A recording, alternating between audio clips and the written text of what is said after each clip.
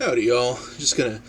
Was thinking about people like bookshelf tours. I don't know. I can't really do a bookshelf tour right now because my don't have bookshelves. I don't have like a dedicated living space that's mine at the moment. I'm kind of transient, so living out of boxes.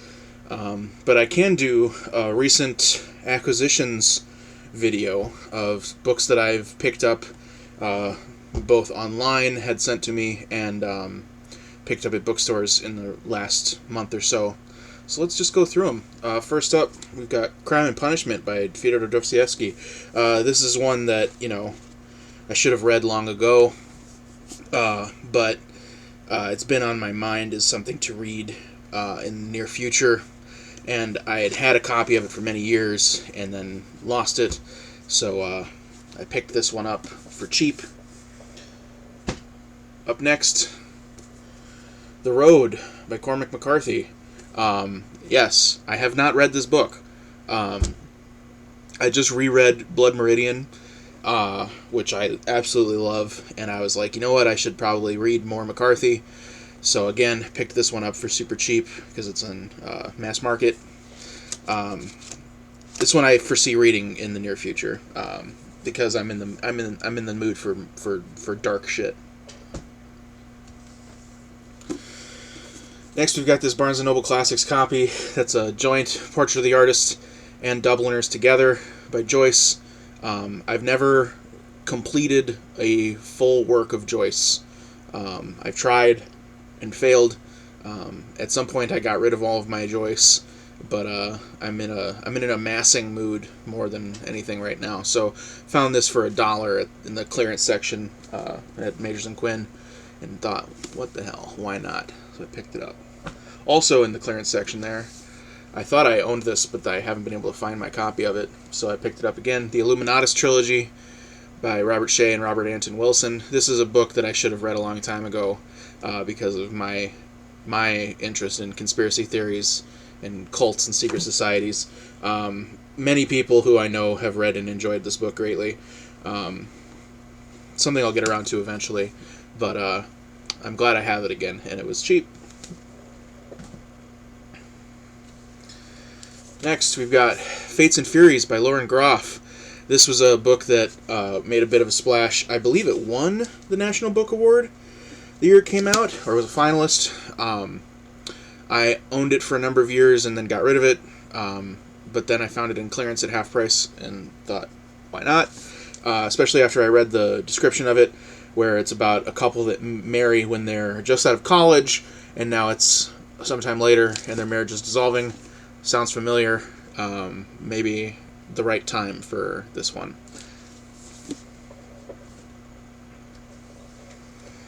After that, we've got The Sluts by Dennis Cooper. This is one that I found on Goodreads. It sounds really interesting. It's about gay male sex workers, and it's written largely as like in the style of like emails and instant messages between sex workers and their johns. It's experimental, sounds really cool. I'm always interested in experimental fiction and things that experiment with style, so that sounds up my alley. And I found it at Majors and Quinn. They don't have it at the library. It's probably because it's got pubes on the cover, but I found it at Majors and Quinn, so I bought it. Excited to read it. Up next, we've got A Thick Boy. Ugh, look at the size of this thing. This is The Mystery Doc by Matthew McIntosh. This was one that came recommended off of a review by Leaf, which is a booktube channel run by a guy named Chris Villa. If you've never watched Chris Villa and Leaf by Leaf, please check them out. He is so much more eloquent than I am and has phenomenal taste and has actually read a lot of the great big books that I wish I had read. But this one is humongous. It clocks in at something like 1,600 pages long or something. 1,653. But lots of it is like has no text, or has blank, or has photographs. I don't even know what it's about. I don't care. I saw that it was weird and experimental and big, and that Chris Villa loved it, and I was in. So I ordered it. It just got here recently. This is one that I hope I will get to soon, especially because then it won't be taking up so much room on my shelf and I can put it away. Ugh. And it's a big book. Next, we got one that had been on my mind recently, and I've never read, which is The Plague by Camus. This is a book about a plague that hits a city in Algeria, and they have to lock it down, and, I think this was a lot of people read this book last year because of the similarities to our current lives. And I do like Camus. I have read The Stranger. So this is one that I'll have to get to soon because it's, so relevant to modern life. Next, we've got Taipei by Tao Lin. A couple years ago, right before I got divorced, I read the book however you want to pronounce it, by Tao Lin, which is a book of stories. And I enjoyed it quite a bit. And so when I saw this on the shelf at half price, I was like, you know what, let's get it. It seems to be sort of a story of a man wandering the world and doing drugs, and that always is an interesting story to me. So, yeah. Next, we've got 3 short novels by Samuel Beckett. I've never read any of the fiction of Samuel Beckett. I've only read and seen plays. And so this one is Molloy, Malone Dies, and The Unnameable are all collected here. And I just, I've been getting a lot of books by going on Goodreads, and then in the corner of the page there will be like, if you like this book, check out these books. And I keep seeing Beckett over and over, and when I'm looking at books that I like. And that was on my mind when this one jumped out the shelf at me at half price, and I was like, you know what, let's grab that. 3 short novels sounds like something I can burn through fast. So yeah, hopefully I get to that soon. Next, we've got one that's sort of haunted my dreams for many years, and I never owned a copy of, and I found one for cheap online and bit the bullet. It's The Tunnel by William Gass. This is a book about a guy who has written his magnum opus, The Guilt and Innocence in Hitler's Germany, and he's trying to write the introduction to it, but he can't. And instead he writes this, which is this feverish, hallucinatory nightmare book about him digging a tunnel in his yard that goes forever, and his life falling apart. William Gass spent like 30 years writing this book, and it's notoriously difficult and impenetrable. We'll see about that. I'm excited to take it on. It just sort of sounded like the right time for that book. So, next we've got a book I've already read, Wolf and White Van by John Darnielle of the Mountain Goats. I read this book when it came out. What was it, like 2014 or 2015 or something like that? 2014. And I liked it a lot. But then it sort of stayed with me in a way that I wasn't expecting it to. Like, I would think of it often.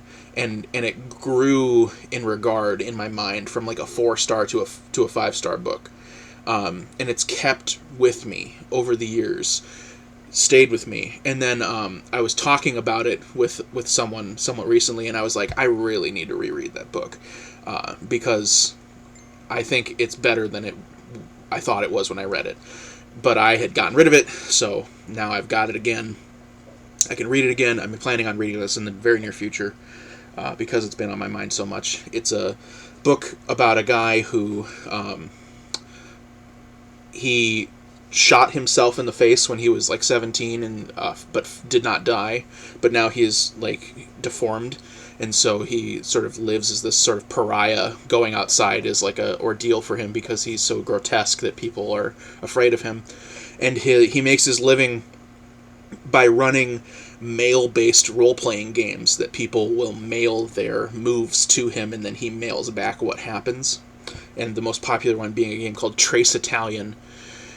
And the story sort of revolves around these two kids got too into it, and one of them died because of it, and he now is being held responsible for the death of this young adult.